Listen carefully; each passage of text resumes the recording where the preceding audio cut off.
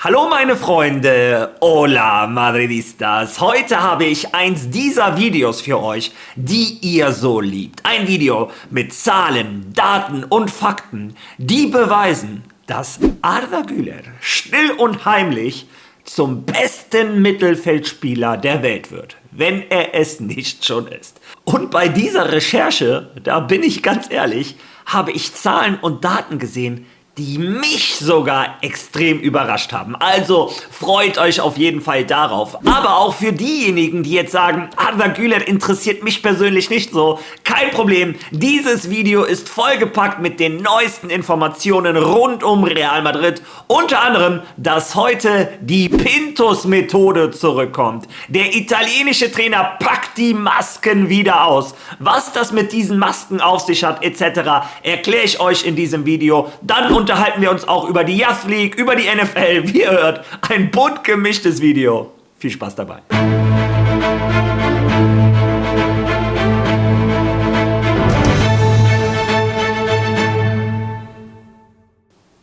Ja, lasst mich dieses Video zunächst einmal mit einem Dankeschön beginnen. Ich habe euch gestern gebeten, mich zu unterstützen, diesen Kanal zu unterstützen, indem ihr mir auf Instagram folgt. Wie gesagt, alle Firmen, mit denen ich zusammenarbeiten möchte, möchten da eine große Zahl sehen. Und als Dankeschön dafür werde ich eine reine Instagram-Verlosung machen. Und passend zum heutigen Video werde ich dieses wunderschöne Arda Güler Trikot verlosen in Blau. Für mich das schönste Trikot seit langem bei Real Madrid. Was du dafür machen musst, mir auf Instagram folgen, auf realmario1902. Dort erfährst du in den nächsten Tagen mehr. Sobald ich 1000 Follower erreicht habe, wird dieses wunderschöne Trikot verlost. Ja, genug zu mir. Kommen wir jetzt zu Real Madrid. Fangen wir erst einmal mit der Jugendabteilung an. Die A-Jugend, die U19 von Real Madrid, man kann es nennen, wie man möchte,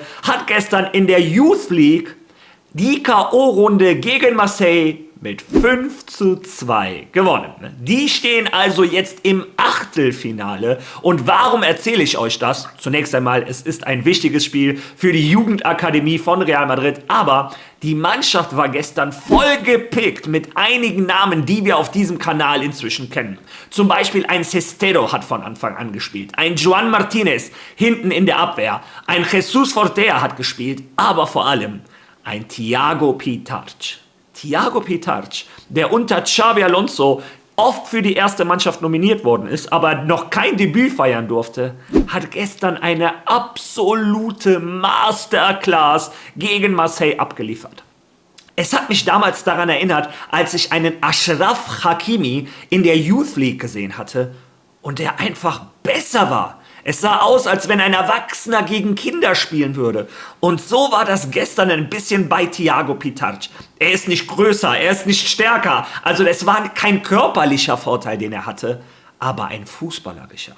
Ich habe auf meinem Twitter-Account, auf meinem X-Account, da heiße ich auch realmario1902, ein Video seiner Highlights gezeigt. Die darf ich hier aus Urheberrechtsgründen leider nicht zeigen. Also wenn ihr das sehen wollt oder wenn ihr irgendwo die Möglichkeit, die Highlights zu schauen, schaut euch die an. Mit was für einer Leichtigkeit er an Gegnern vorbeigegangen ist. Wie er das Spiel dirigiert hat, mit einer Ruhe, mit einer Sicherheit, einer Souveränität.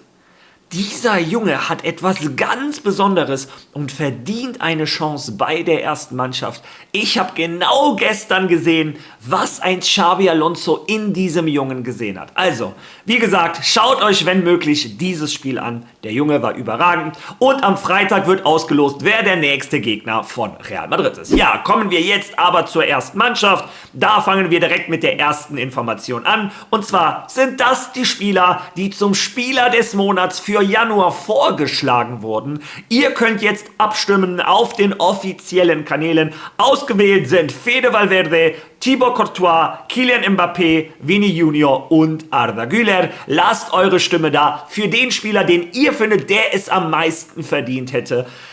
Ich schwanke ein bisschen, bin ich ganz ehrlich. Ich glaube, zwischen Thibaut Courtois, Kylian Mbappé und Arda Güler, da irgendwo wäre meine Stimme. Wobei ein Fede Valverde auch gute Spiele abgeliefert hat. Naja, ich könnte mich nicht entscheiden. Könnt ihr eure Meinung dazu in den Kommentaren lassen. Ja, bleiben wir bei Informationen rund um Real Madrid. Und zwar die NFL kommt zurück. Nach dem Spiel vor, wann war das? 2-3 Monaten, wo Washington gegen Miami gespielt hat und der NFL-CEO, der größte Chef der NFL, gesagt hat, das ist eins der schönsten Stadien, das ich je gesehen habe, wurde in Spanien versucht, der Erfolg dieses Spiels runterzureden. Es gab sogar einen sehr berühmten Journalisten, der sehr affin ist zu Atletico Madrid, der behauptet hat, die NFL war überhaupt nicht zufrieden mit dem Santiago Bernabéu und sie wird wiederkommen nach Madrid, aber ins Wanda Metropolitano. Heißt das noch so? Das ändert ja ständig seinen Namen.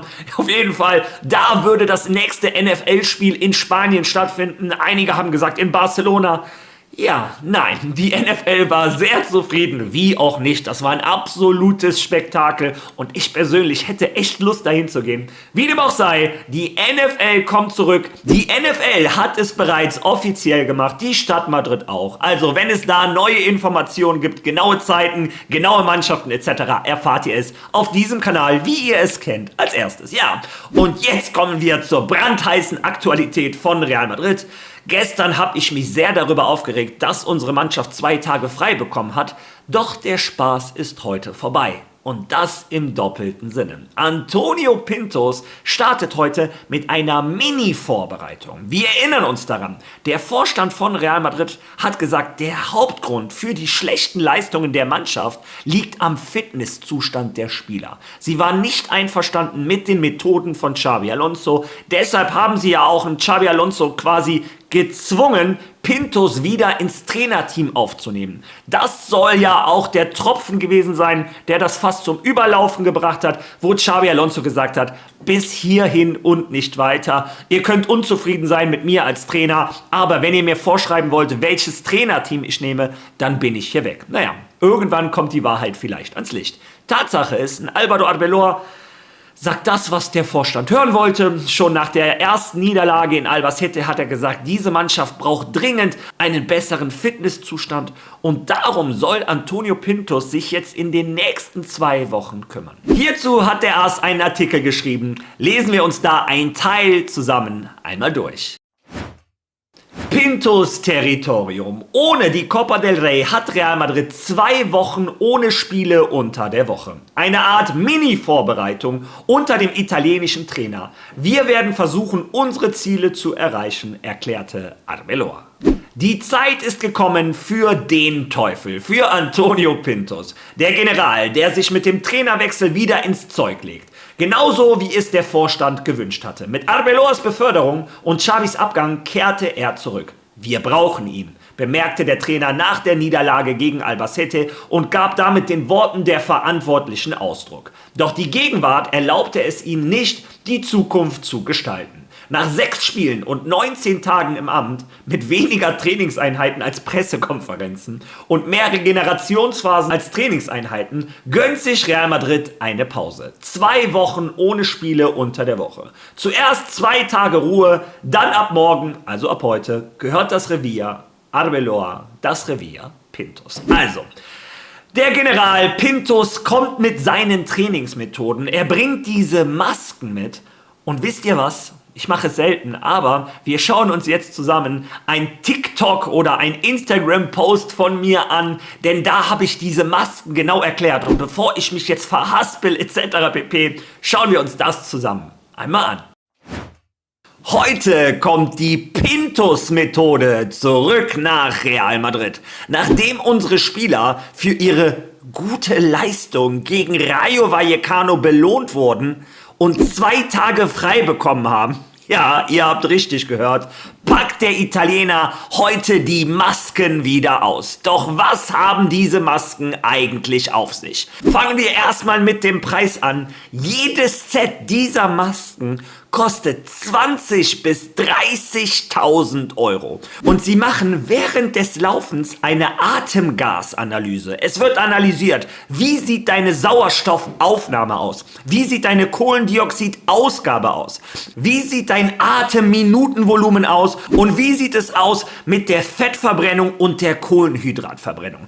Also diese Masken messen die Werte der Real Madrid-Spieler. Bei diesem Test kannst du nicht schummeln. Antonio Pinto hat selber gesagt, anhand dieser Werte bestimmt er, mit welchem Spieler muss ich noch 3 bis 4 Wochen Aufbautraining machen, mit welchen Spielern kann ich bereits ins Intervalltraining, ins High-Intensity-Training.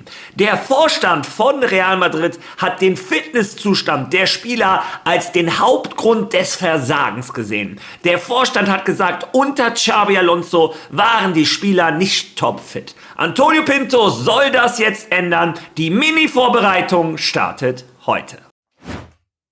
Ja, ihr habt es selber gehört. Mit diesen Geräten, da kann man nicht fuschen.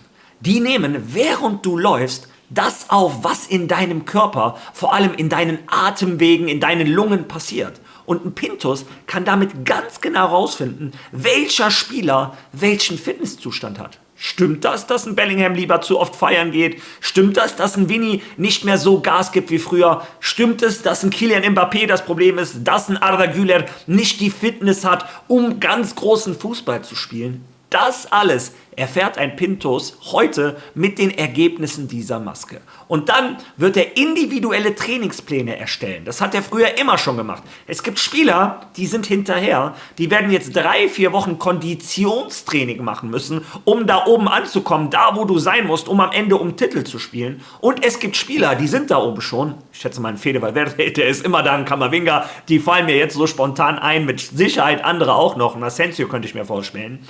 Und diese Spieler gehen jetzt ins High-Intensity-Training, Sprinttraining, Resilienztraining, Training, um ganz oben anzukommen. Also, Pintus greift an. Ich bin ganz ehrlich, ich bin nicht zufrieden mit dem Vorstand von Real Madrid. Ich bin nicht zufrieden damit, wie sie einen Xabi Alonso behandelt haben. Ich bin nicht zufrieden, dass die sich einmischen in die Trainingsroutinen der Trainer.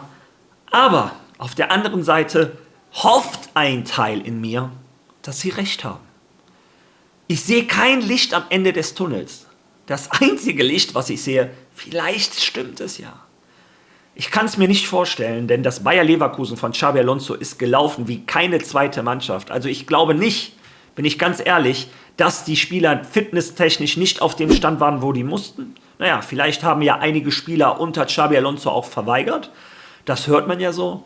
Ich hoffe einfach nur, dass die Spieler jetzt in diesen 2 Wochen nach vorne gepusht werden und wir ein anderes Gesicht zeigen als in den letzten 1,5 Jahren. Denn so kann es nicht weitergehen. Ja, wie gesagt, auch dazu würde ich eure Meinung gerne in den Kommentaren lesen. Ja, und jetzt kommen wir zum Hauptteil dieses Videos. Und warum mache ich dieses Video überhaupt? Ich bin heute Morgen zu einer Statistik aufgewacht, die mich sehr überrascht hat. Und zwar laut StatMuse, und ich habe diese Werte überprüfen lassen, das stimmt so, ist Arda Güler der Spieler in den 5 Top-Ligen, der die meisten Torchancen kreiert, die meisten Torchancen generiert. Ich zeige euch die Tabelle. Mit 3,59 liegt der Türke an erster Stelle vor einem Paulo Dybala. Darunter auch noch einige bekannte Namen wie Bruno Fernandes, Ryan Cherki, Lamine Yamal, Michael Olise oder auch etwas weiter unten Pedri, Rafinha etc. Spieler, ja, die für die besten Spieler der Welt gehalten werden. Und ganz oben ist Arda Güler. Und ich habe mir gedacht, wie kann das sein? Bei diesem Trümmerhaufen in dieser Saison, der Real Madrid ist, eine Mannschaft, die komplett unfunktional ist. Wie kann man überhaupt in Europa irgendeine Statistik anführen mit dieser Mannschaft? Und erst recht, wenn du Arda Güler bist, der immer der Erste ist, der ausgewechselt wird, der keine Kontinuität bekommt, gar keine Sicherheit, die du dadurch aufbauen kannst. Und dazu noch nicht mal auf seiner Position spielen darf. Wie viele Spiele durfte der auf der 10 spielen? Danach auf der 8, auf der 6, einmal gefühlt rechter Verteidiger.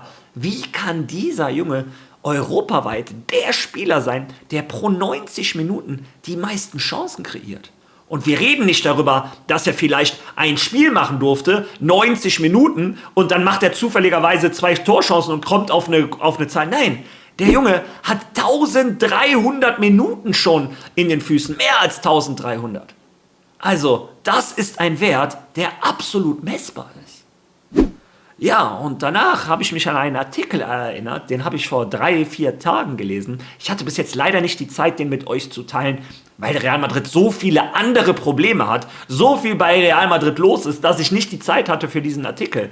Aber heute nehme ich mir die Zeit nach dieser Statistik. Schauen wir uns da auch einen Teil des Artikels zusammen einmal an. Das Erwachsenwerden von Arda Güler. Widerlegung falscher Darstellungen über einen der kreativsten Spieler im Weltfußball. Wie gesagt, ich lese nur einen Teil des Artikels durch, aber ich werde den gesamten Artikel unter meinem Video verlinken. Da könnt ihr euch den dann komplett durchlesen. Aber jetzt machen wir weiter. Güler, der unter Xabi Alonso bei der Clubweltmeisterschaft zunächst als Spielmacher, Zehner, eingesetzt wurde und später in die Rolle des tiefstehenden Spielmachers wechselte, spielt seit der Ankunft von Trainer Álvaro Arbeloa offensiver. In dieser Saison wurde zeitweise behauptet, Real Madrid erwarte zu viel von Güler. Er solle das Spiel von hinten heraus gestalten und gleichzeitig Tore erzielen. Wie oft habe ich euch gesagt, wir müssten diesen Jungen klonen. Ich will den hinten und vorne. Aber da das nicht funktioniert, sage ich da immer noch, ein Vitinha, der hinter ihm den Ball nach vorne zu ihm bringt, wäre die perfekte Lösung. Aber wie gesagt, lesen wir weiter. Quasi eine Mischung aus Toni Kroos und Kevin De Bruyne sein. Eine schwierige Aufgabe für jeden. Insbesondere aber für einen Spieler, der erst 20 Jahre alt ist. Arda Güler ist 20. Wir vergleichen ihn hier in Statistiken mit Pedris, mit wem auch immer, Mittelfeldspieler, die angeblich die Besten der Welt sein sollen, die 5 Jahre weiter sind. Ich sag's immer wieder, denkt dran, wo ein Luka Modric in dem Alter von ihm war, wo ein Vitinha in seinem Alter war. Das wird oft in diesen ganzen Situationen mit Absicht unter den Teppich gekehrt. Lasst euch davon nicht verarschen. Lesen wir mal weiter. Ohne großes Aufsehen avancierte der Mittelfeldspieler von Real Madrid am vergangenen Wochenende mit 52 kreierten Torchancen, inklusive Schlüsselpässe und Assist, zum Führenden der La Liga. Diesen Titel trugen in den letzten 2 Jahrzehnten unter anderem Xavi Hernández, Mesut Özil, Ángel Di María, Neymar und Lionel Messi. Keiner von ihnen erreichte dies jedoch in einem so jungen Alter. Wir reden hier über etwas Historisches. Überlegt mal, welche Spielernamen wir da gerade durchgelesen haben. Und keiner von denen hat das in diesem Alter geschafft. Und es gibt trotzdem noch Hater. Es gibt trotzdem noch Zweifler. Wie gesagt, der Artikel wird noch besser. Gülers überragende Passgenauigkeit hat ihm aktuell den 2. Platz in La Liga mit 7 Torvorlagen und den 3. Platz bei den kreierten Großchancen mit 9 eingebracht. Mit seiner Vorlage gegen Benfica führte er zudem die Mittelfeldspieler der Champions League mit 4 Assists an, gleich auf mit Dominik Szoboszlai vom FC Liverpool. Die beiden suchen und finden sich aber auch immer, oder? Der Mittelfeldspieler von Real Madrid hat seit Beginn der Clubweltmeisterschaft insgesamt 14 Torvorlagen gegeben. Weitgehend unbemerkt blieb dabei, dass Gülers 14 Torvorlagen bei Real Madrid unter den Spielern der 5 europäischen Top-Ligen seit Juli in offiziellen Clubwettbewerben nur von Michael Olises 18 Vorlagen für den FC Bayern München übertroffen werden. Und überlegt mal, was für Lobeshymnen man über Michael Olise singt. Der Baller, der die Bundesliga überragt, alles zerschießt. Ja, wann hört oder lest ihr so etwas mal über Arda Güler? Nirgendwo. Besonders beeindruckend ist die Anzahl der Torchancen, die der Mittelfeldspieler von Real Madrid für seine Mitspieler kreiert. Güler erzielt im Schnitt herausragende 3,64 Torchancen pro 90 Minuten in der Liga. Der höchste Wert eines Spielers mit den meisten kreierten Torchancen in der Liga seit seinem Landsmann und ehemaligen Teamkollegen Mesut Özil in der Saison 2010-2011. 4,17 hatte der pro 90 Minuten. Um diese Statistik, die Arda Güler in diesem Trümmerhaufen Real Madrid gerade zurzeit aufspielt, um diese Statistik wiederzufinden, muss man 15 Jahre zurück, 16 Jahre zurück. Und in diesen 15, 16 Jahren hat in La Liga Prime Lionel Messi gespielt, Prime Xavi, Prime Iniesta, Prime Kroos, Prime Modric und ich habe wahrscheinlich noch Prime so und so vergessen. Der Junge zerstört alle Statistiken und niemand redet darüber. Machen wir weiter, es wird noch besser. Skeptiker sehen in Güler vor allem einen Spezialisten für Standardsituationen mit Defensivschwächen. Es gibt jedoch diverse Daten, die diese falschen Behauptungen widerlegen. Trotz seiner schlanken Statur ist Güler ein deutlich besserer Verteidiger, als gemeinhin angenommen wird.